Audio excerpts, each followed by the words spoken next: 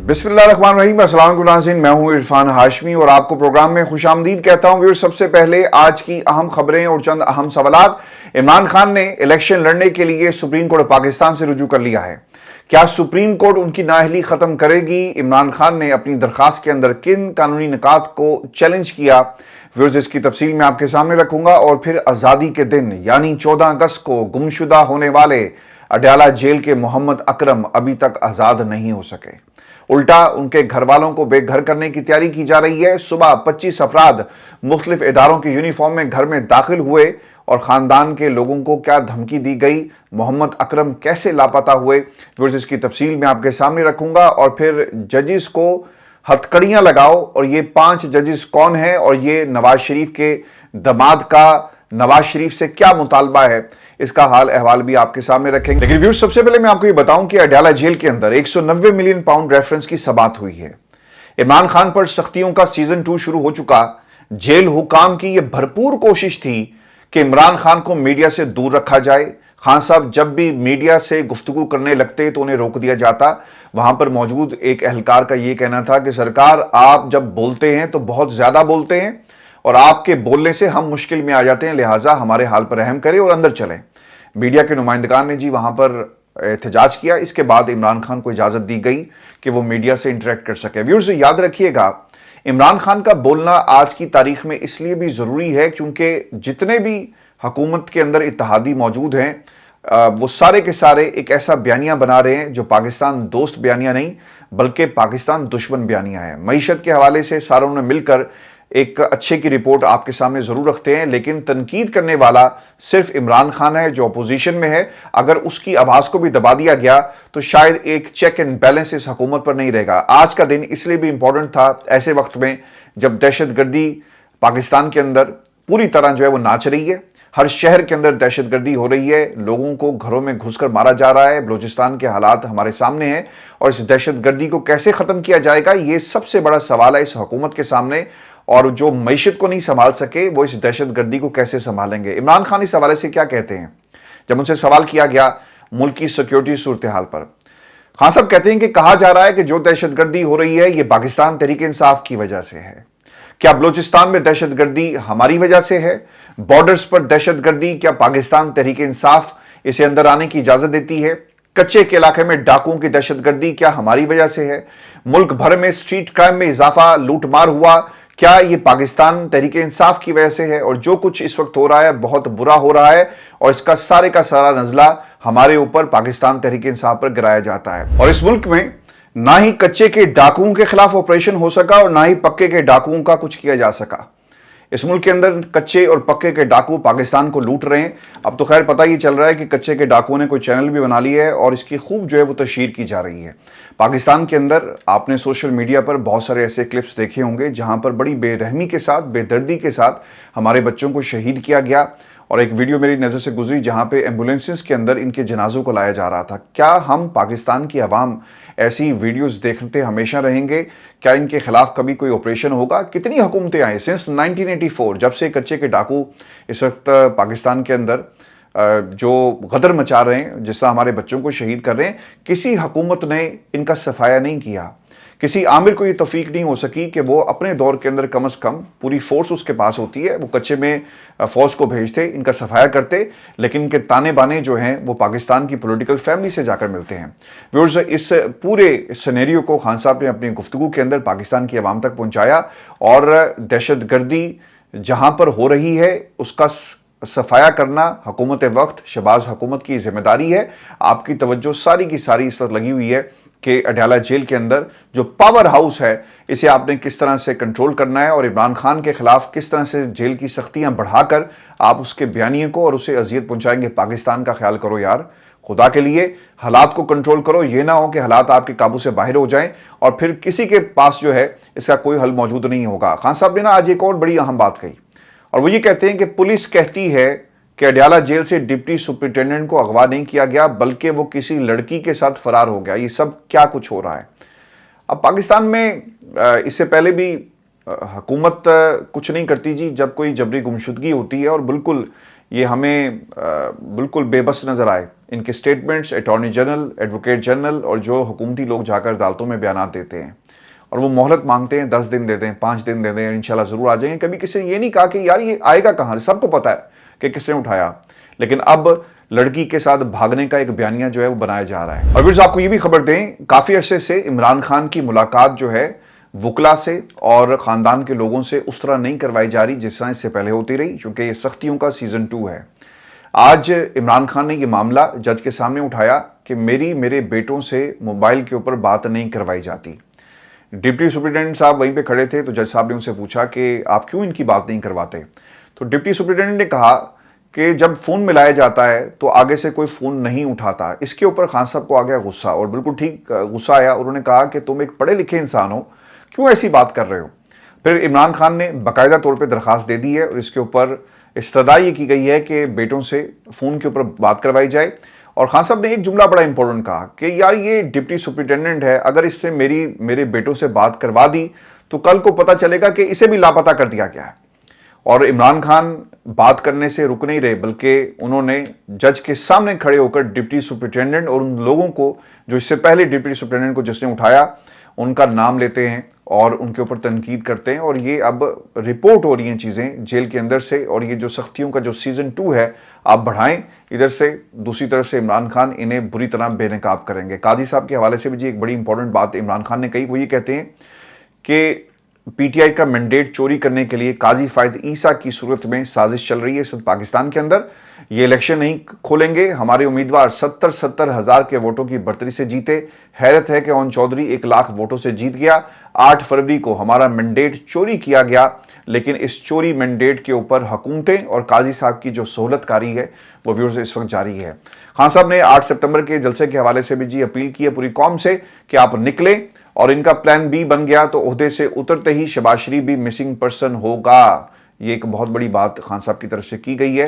اور 8 ستمبر کا جلسہ جس کے لیے 10 رکنی کمیٹی تشکیل دے دی گئی ہے، لوگ اس وقت کیمپین کر رہے ہیں اور آج جیل سے باقاعدہ طور پہ 8 ستمبر کے جلسے کی اور اس میں شمولیت کے حوالے سے عمران خان کی طرف سے اپیل کی گئی ہے. اور ویورز آپ کو یہ بھی بتائیں کہ عمران خان اب ایک درخواست لے کر سپریم کورٹ پاکستان چلے گئے ہیں اپنی نااہلی کے خلاف. اور اس دائر درخواست میں عمران خان کی طرف سے استدعا کی گئی کہ انہیں سیاست سے باہر رکھنے کی ایک کوشش کی جا رہی ہے اور اسی لیے جان بوجھ کے ٹارگٹ کیا گیا اور اسی لیے انہیں نااہل کروایا گیا. پاکستان کے اندر الیکشن کمیشن کی طرف سے قومی اسمبلی کا جو سپیکر ہے وہ ایک ریفرنس بناتا ہے اور پھر میاں والی کی سیٹ سے انہیں ڈی سیٹ کر دیا گیا. الیکشن کمیشن فیصلے پر عمران خان کو الیکشن لڑنے سے روک دیا گیا. Lahore high court larger bench election commission کے خلاف اپیل پر سماعت کر رہا تھا. اسلام آباد ہائی کورٹ نے اپیل واپس لینے کی استدعا منظور کرنے سے انکار کر دیا. اسلام آباد ہائی کورٹ کے حکم کی وجہ سے Lahore high court larger bench کارروائی آگے نہیں بڑھا پا رہا تھا. زیر التوا اپیل کی وجہ سے درخواست گزار ضمنی انتخابات میں حصہ نہیں لے سکتا. اگر کوئی اپیل کسی بھی لیول پر زیر التوا ہوگی اور آپ کو اس سے پہلے نااہل کر دیا جائے تو جب بھی ملک کے اندر ضمنی انتخاب ہوں گے تو عمران خان یا کوئی بھی جو شخص ہے جو امیدوار ہے وہ اس کے اندر حصہ نہیں لے سکتا. اسلام آباد ہائی کورٹ فیصلے کے خلاف اپیل جلد سماعت کے لیے فکس کی جائے، یہ بھی استدعا کی گئی ہے سپریم کورٹ آف پاکستان سے. اصل معاملہ ویورز ہے کیا، یہ میں آپ کے سامنے رکھ دیتا ہوں. 21 اکتوبر 2022 کو الیکشن کمیشن نے متفقہ فیصلے میں عمران خان کو آرٹیکل 63(1) کے تحت توشہ خانہ کیس میں نااہل قرار دیا. آپ کو یاد ہوگا 6 دسمبر 2023 کو اسلام آباد ہائی کورٹ نے توشہ خانہ کیس میں الیکشن کمیشن آف پاکستان کی جانب سے عمران خان کی نااہلی کو برقرار رکھتے ہوئے کیس میں ان کی سزا معطلی کی درخواست جو تھی وہ نمٹا دی تھی. پھر عمران خان نے اسلام آباد ہائی کورٹ میں نااہلی برقرار رکھنے کے خلاف اپیل دائر کی، لیکن وہ بھی سماعت کے لیے مقرر نہیں کی گئی. اور عمران خان نے درخواست کی کہ اپیل ہم واپس لے لیتے ہیں تاکہ لاہور ہائی کورٹ میں معاملہ آگے بڑھ سکے، کیونکہ لاہور ہائی کورٹ میں ویورز عمران خان کی اپیل پر لارجر بینچ بن چکا تھا، لیکن سماعت آگے بڑھ نہیں پائی چونکہ اسلام آباد ہائی کورٹ میں انٹرا کورٹ اپیل زیر سماعت تھی اور اسے آگے بڑھایا نہیں جا رہا تھا. لیکن یہ درخواست بھی منظور نہیں کی گئی. اسلام آباد ہائی کورٹ کے فیصلے کے خلاف عمران خان سپریم کورٹ گئے، لیکن وہاں بھی ابھی تک معاملات جو ہیں وہ زیر التوا ہیں. یاد رکھیے گا جون 2024 میں عمران خان نے ایک بار پھر سپریم کورٹ میں درخواست دائر کی کہ ان کی نااہلی کو ختم کیا جائے، لیکن اسے بھی سماعت کے لیے ابھی تک نہیں لگایا گیا اور اس کے اوپر کسی قسم کا عمل درآمد نہیں ہو سکا۔ اب ایک بار پھر عمران خان سپریم کورٹ پاکستان گئے ہیں جی، اور یہ استدعا کی گئی ہے کہ درخواست سماعت کے لیے لگائی جائے اور اس نااہلی کو ختم کیا جائے۔ لیکن کیا اس بار درخواست سماعت کے لیے لگائی جائے گی؟ عمران خان پاکستان کی سب سے بڑی اور سب سے مقبول جماعت کے سربراہ ہیں اور وہ اس وقت نااہل ہیں، جبکہ ان کے خلاف جتنے بھی مقدمات ہیں ان میں ان کی سزائیں کالعدم ہو چکی ہیں۔ اس کے باوجود ان کی نااہلی ختم جو ہے وہ نہیں کی جا رہی۔ دیکھنا یہ ہوگا کہ قاضی صاحب جو کہتے ہیں نا کہ انصاف نہیں مل رہا، ہم مزید ججز لے کر آئیں گے، اور ایڈ ہاک ججز لانا اس لیے بھی ضروری تھا کہ لوگوں کی درخواستیں پینڈنگ پڑی ہوئی ہیں، بیک لاگ موجود ہے،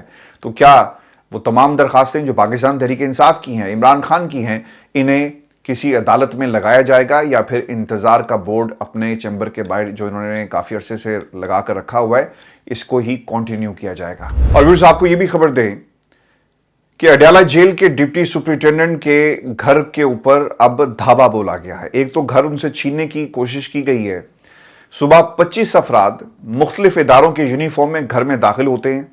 اہلکاروں نے اڈیالہ جیل کے اندر سرکاری رہائش گاہ کی تلاشی لی، بندہ اٹھا کر ساتھ لے گئے، لیکن ابھی تک یہ نہیں پتہ چل سکا کہ جیلر محمد اکرم کہاں پر موجود ہے۔ Lahore high court Pindi bench میں جی کیس کی سماعت چل رہی ہے، لیکن اس کے باوجود ابھی تک سی سی پی او راولپنڈی عدالت کو قائل نہیں کر سکے، الٹا اب جیلر محمد اکرم کا گھر تک جو ہے وہ چھینا جا رہا ہے۔ آج بھی اس کیس کی سماعت ہوئی ہے۔ جج وقاص مرزا نے اس معاملے پر کافی سخت قسم کے ریمارکس بھی دیے۔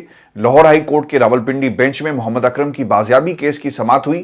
جسٹس مرزا وقاص نے سماعت کی اور سی سی پی او جو ہیں وہ اس حوالے سے پیش ہو کر عدالت میں اپنا موقف جو ہے وہ رکھتے ہیں، اور عدالت نے جب سی سی پی او سے راولپنڈی سے یہ پوچھا کہ محمد اکرم کی بازیابی کے حوالے سے کوئی سراغ ملا، اس پر سی سی پی او راولپنڈی نے عدالت میں یہ بتایا کہ محمد اکرم کی بازیابی کے حوالے سے ہم کام کر رہے ہیں۔ ایمان مزاری جو محمد اکرم کی وکیل ہیں، انہوں نے کہا کہ کل رات 2:30 سے 5 بجے کے درمیان 20 سے 25 لوگ آئے، سول یونیفارم میں پنجاب پولیس تھی، اینٹی کرپشن تھی، اس کے علاوہ ایجنسیز کے لوگ بھی اس میں شامل تھے۔ انہیں بتایا گیا کہ آپ ہمیں ان کے فون کی معلومات دیں، یعنی ایجنسیز کے لوگوں نے، اور جو 25 افراد جن کا ذکر کیا گیا وہ مطالبہ کرتے ہیں گھر کے افراد کس سے کہ ان کا جو فون ہے ہمیں ایکسیس دیا جائے اور ہمیں معلومات دی جائیں ان کے فون کے حوالے سے۔ ایجنسیاں جا کر کہتی ہیں کہ ہم انہیں دوائیاں دے رہے ہیں، آپ کورٹ کے چکر لگانا بند کریں اور وہاں سے کچھ آپ کو نہیں ملے گا۔ اور پھر اس کے اوپر جسٹس مرزا وقاص نے جواب دیا اپنی ریمارکس کے اندر کہ یہ جو الزام لگایا جا رہا ہے یہ کافی سنجیدہ ہے۔ عدالت نے محمد اکرم کی فیملی کی حفاظت کو یقینی بنانے کا حکم دے دیا ہے، اور یہ وہ ریمارکس ہیں جو جج صاحب کی طرف سے دیے گئے۔ ہر کسی نے اپنا کردار ادا کرنا ہے اور سب اللہ تعالیٰ کو جواب دہ ہیں، لیکن سر مسئلہ یہ ہے کہ جو لوگ اٹھا کر چلے جاتے ہیں اور جس طرح سے الزام لگ رہے ہیں، کیا کوئی ایسا میکنزم موجود ہے کہ آپ کسی بھی ادارے کے سربراہ کو بلا کر پوچھ سکیں، کسی منسٹری کو جس کے انڈر یہ تمام ایجنسیز آتی ہیں ان سے سوال کیا جائے؟ اور صرف ریمارک سے کام نہیں چلے گا، آپ کو تھوڑی سی ہمت کرنا پڑے گی، اور جو ادارے ہیں، جو آپ کی منسٹریز ہیں اور جو وفاقی وزراء ہیں ان سے سوال کیا جائے، ان سے پوچھا جائے کہ ڈپٹی سپرنٹینڈنٹ محمد اکرم ہے کہاں۔ اگر اس نے واقعی کوئی سہولت کاری کی اور واقعی وہ ملوث تھا تو عدالتیں موجود ہیں، اور اس سہولت کاری اور اس کے جو ثبوت ہیں وہ عدالتوں میں پیش کر کے آپ اسے سزا دلوائیں، اس کے خلاف محکمانہ کارروائی کی جائے۔ لیکن کسی کی جبری گمشدگی سے مسئلہ حل نہیں ہوگا، اور کسی کی جبری گمشدگی سے جو سہولت کاری کا الزام ہے وہ بھی سچ ثابت نہیں ہوگا۔ لاپتہ افراد کا مسئلہ جی اس ملک کے اندر کافی الارمنگ ہو چکا ہے، یہ بھی ان کا کہنا تھا، اور جج صاحب یہ بھی کہتے ہیں کہ پتہ چلتا ہے کہ بندہ یہاں لاپتہ ہے لیکن افغانستان بیٹھا ہوا ہے۔ سی سی پی او راولپنڈی نے محمد اکرم کی بازیابی کے لیے 14 روز کی مہلت جو ہے وہ مانگ لی ہے، اور عدالت نے محمد اکرم کی بازیابی کے لیے مہلت دیتے ہوئے سماعت 10 ستمبر تک ملتوی کر دی ہے۔ ویورز، ظلم کی انتہا یہ ہے کہ اڈیالہ جیل کے لاپتہ سابق ڈپٹی سپرنٹینڈنٹ جیل محمد اکرم کے گھر کی دیوار پر نوٹس لگا دیا گیا ہے، جس میں کہا گیا کہ آپ کے پاس 2 دن ہیں، 2 دن کے اندر آپ نے گھر کو خالی کرنا ہے۔ محمد اکرم کی اہلیہ جی اس وقت امید سے ہیں، اور ان کے 3 بچے بھی ہیں، جبکہ محمد اکرم تاحال لاپتہ ہیں، اور اس کے علاوہ اڈیالہ جیل میں ایڈیشنل سپرنٹینڈنٹ سمیت 3 نئے افسران کو تعینات کر دیا گیا۔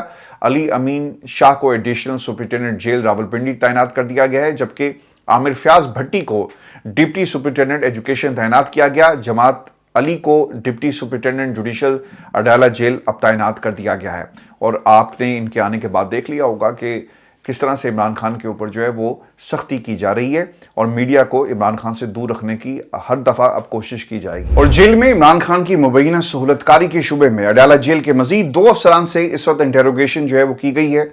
अफसरान में अडाला जेल के साबिक डिप्टी सुपरिटेंडेंट जफर और असिस्टेंट नाजिम शामिल हैं और दोनों अफसरान साबिक deputy superintendent Adala jail Mohammad Akram के बहुत करीब रिहाइश पजीर थे।